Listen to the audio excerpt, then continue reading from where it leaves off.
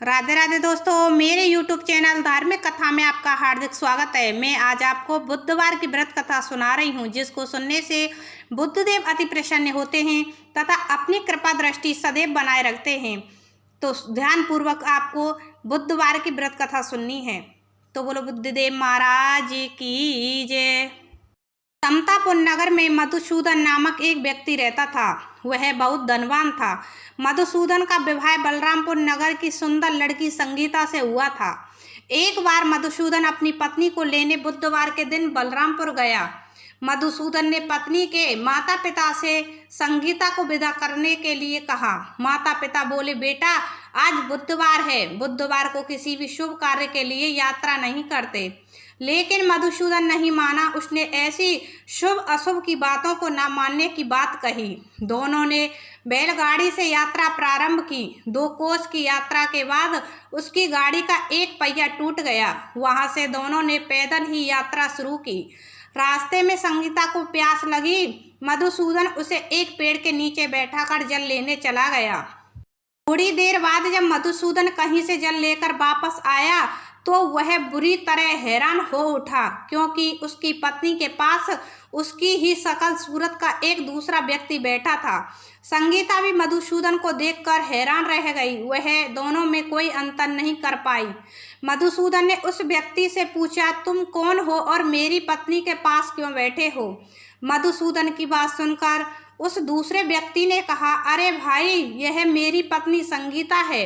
मैं अपनी पत्नी को ससुराल से विदा करा कर लाया हूँ, लेकिन तुम कौन हो जो मुझसे ऐसा प्रश्न कर रहे हो?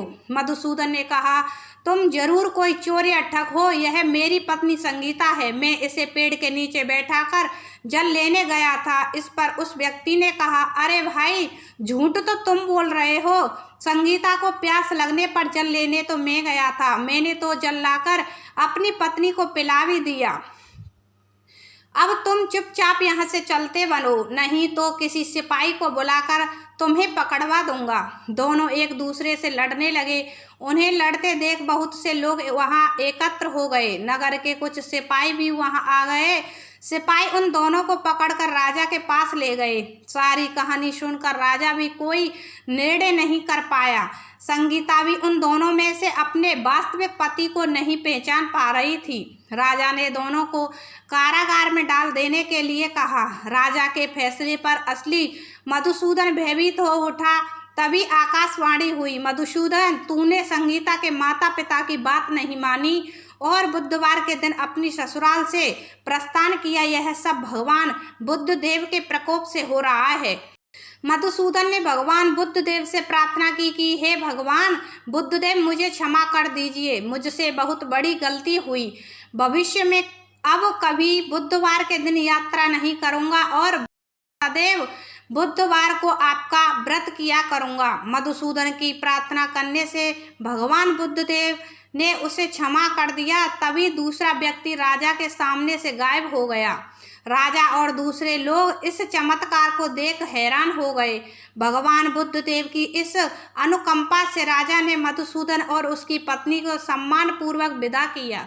कुछ दूर चलने पर रास्ते में उन्हें बैलगाड़ी मिल गई। बैलगाड़ी का टूटा हुआ पहिया भी जुड़ा हुआ था। दोनों उसमें बैठकर समतापुर की ओर चल दिए। मधुसूदन और उसकी पत्नी संगीता दोनों बुधवार को व्रत करते हुए आनंद पूर्वक जीवन यापन करने लगे।